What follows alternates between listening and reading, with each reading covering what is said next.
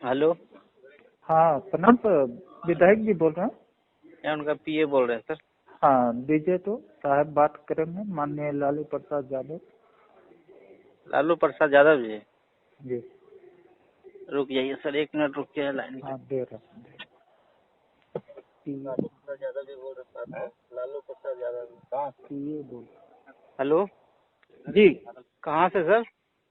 रांची से अच्छा अच्छा। जी।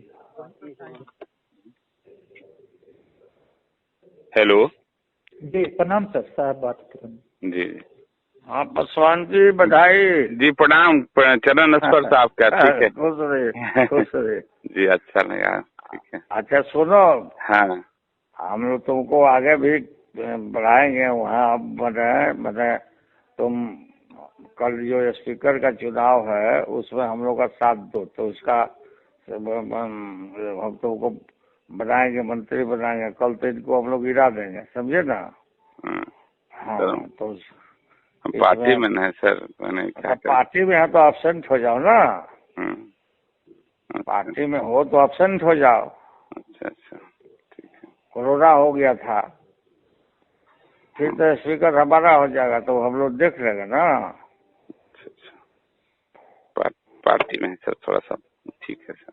अरे बेकार का एब्सेंट हो जाओ तुम पासवान जी।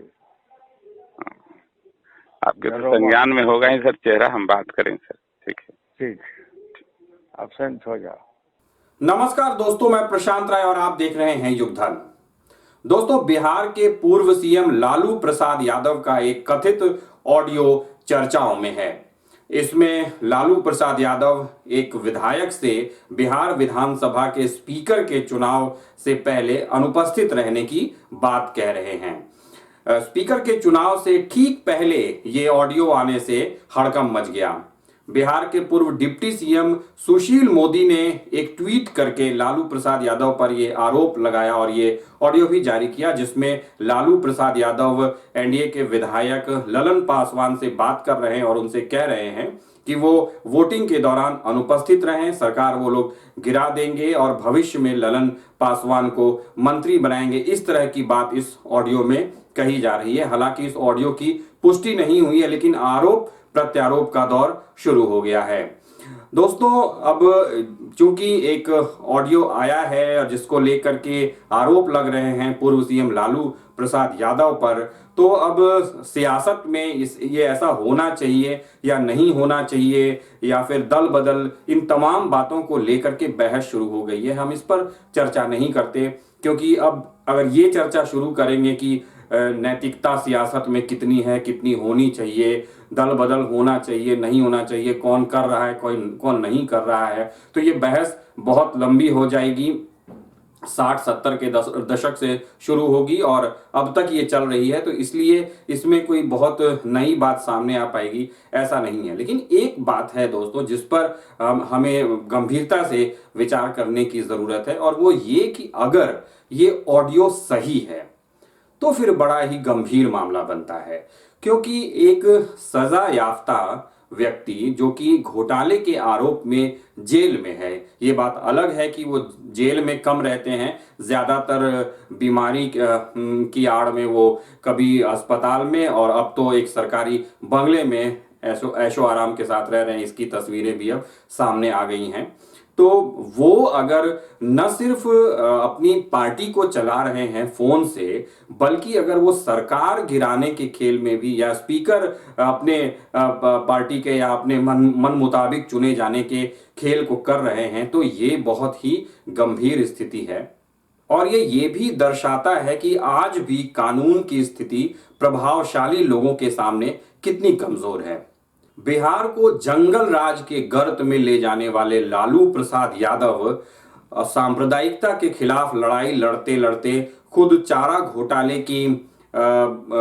घोटाले के मामले में जेल तो पहुंच गए, लेकिन ऐसा लगता है कि उन पर अभी भी कानून की पकड़ जो है वो मजबूत नहीं है। अब इस कथित ऑडियो के सामने आने के बाद जांच की बात कही जा रही है और जांच के बाद सच्चाई सामने आने की बातें कही जा रही हैं, लेकिन कोई बहुत ठोस कार्रवाई सियासतदानों की ओर से होगा ये उम्मीद करना बेमानी है, क्योंकि एक ही थाली के चट्टे बट्टे जो लोग हैं वो इन मामलों में आरोप प्रत्यारोप से आगे बढ़ करके कुछ करेंगे, इसकी उम्मीद कम ही लगती है। लेकिन न्यायपालिका को, जुडिशरी को इस मामले को गंभीरता से लेना चाहिए, इसकी उम्मीद की जा सकती है, इसकी आशा की जा सकती है। और वो इसलिए क्योंकि पर्दे के पीछे जो खेल होता है, अगर वो पर्दा हटा करके खुलेआम होने लगेगा तो ये फिर एक खतरनाक स्थिति है। ये पर्दा ही है जो कि सिस्टम के प्रति आस्था हमारी बनाए रखता है, लेकिन अगर बेपर्दा होकर के इस तरीके से खेल शुरू हो जाएंगे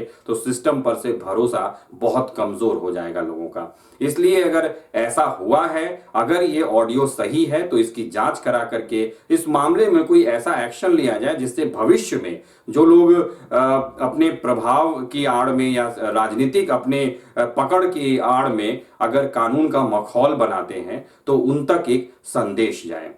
और दोस्तों, अब ये होगा या नहीं होगा, जुडिशरी इस मामले में क्या एक्शन लेती है, ये सब तो अब फिलहाल आगे की बात है, ये तो देखना होगा। लेकिन जो हालात हैं, शायद इन्हीं हालात को देख करके अदम गोंडवी ने एक रचना की थी जिसकी कुछ पंक्तियां मैं आपको सुनाता हूं। उन्हें अपने हिसाब से आप गांव की राजनीति से भी जोड़ सकते हैं, देश की राजनीति से भी जोड़ सकते हैं। पंक्तियां कुछ इस तरीके से हैं। जितने हरामखोर थे पूर्वो जवार में, प्रधान बन के आ गए अगली कतार में। दीवार फांदने में यूं जिनका रिकॉर्ड था, वो चौधरी बने हैं उम्र के उतार में। यहां हरामखोर का मतलब गाली नहीं है, अब तो एक नया उसकी मीनिंग आ गई है, नॉटी, तो आप इसे नॉटी समझिएगा। नमस्कार।